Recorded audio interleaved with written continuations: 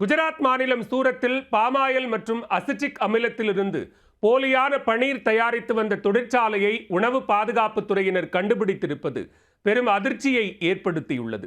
விற்பனைக்கு தயாராக வைத்திருந்த 3 லட்சம் ரூபாய் மதிப்பிலான போலி பனீரையும் பறிமுதல் செய்துள்ளனர். ஹோலி கொண்டாட்டங்களில் நஞ்சை கலந்த போலி பனீர் ஆலையின் திடுக்கிடும் பின்னணி என்ன?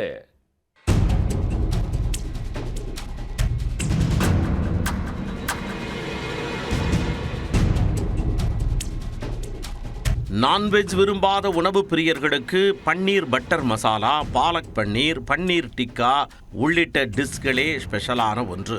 அப்படிப்பட்ட பன்னீரை போலியாக தயாரித்து வட மாநிலங்களை அலறவிட்ட கும்பலை உணவு பாதுகாப்புத் துறையினர் கூண்டோடு கைது செய்துள்ளனர். பல லட்சம் ரூபாய் மதிப்பிலான இயந்திரங்களுடன் இயங்கி வந்த போலி பன்னீர் தொழிற்சாலையும் பறிமுதல் செய்யப்பட்ட 1400 கிலோ கலப்பட பன்னீரும் நடந்தது என்ன? குஜராத்தில் கொண்டாடப்பட்ட ஹோலி பண்டிகையின் போது குறிப்பிட்ட சில பிராண்டுகளில் தயாரித்து விற்கப்பட்ட பன்னீரை சாப்பிட்டு சிலருக்கு உடல் உபாதைகள் ஏற்பட்டுள்ளது. என்னது இது, பன்னீரை தானே சாப்பிட்டோம் என்று அந்த பன்னீரை அப்படியே ஸ்மைல் பண்ணி பார்த்த பொழுது அதில் பாமாயில் எண்ணெயின் வாடையே வீசி உள்ளது. பன்னீரில் பாமாயிலா?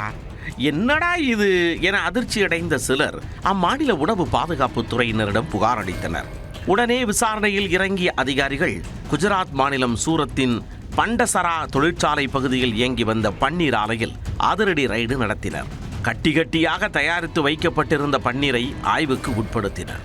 அது முழுக்க போலியாக பாமாயிலும் அசிட்டிக் அமிலமும் கலந்து தயாரிக்கப்பட்ட பன்னீர் என கண்டுபிடிக்கப்பட்டது. உடனே ஆலை உரிமையாளர்கள் மகேஷ்குமார் சர்மாவை கைது செய்து விற்பனைக்காக தயார் நிலையில் வைக்கப்பட்டிருந்த 1401 கிலோ கலப்பட பன்னீரை பறிமுதல் செய்தனர். அவற்றின் மார்க்கெட் மதிப்பு 3 லட்சம் ரூபாய் இருக்கும். அதேபோல 25 லட்சம் ரூபாய் மதிப்பிலான இயந்திரங்கள் மற்றும் மூலப்பொருட்களையும் பறிமுதல் செய்தனர். இவர்களுக்கு யார் இந்த ஐடியாவை கொடுத்தது? இன்னும் எத்தனை கலப்பட பன்னீர் ஆலைகள் இயங்கி வருகின்றன? பல கோடி ரூபாய்க்கு லாபம் பார்க்கும் பிசினஸிற்கு மூலப்பொருட்கள் சப்ளை செய்வது யார் என்பன உள்ளிட்ட கோணங்களில் தொடர் விசாரணை நீடித்து வருகிறது. அதில் மேலும் பல போலி உணவு ஆலைகளும் சிக்கும் என எதிர்பார்க்கப்படுகின்றன.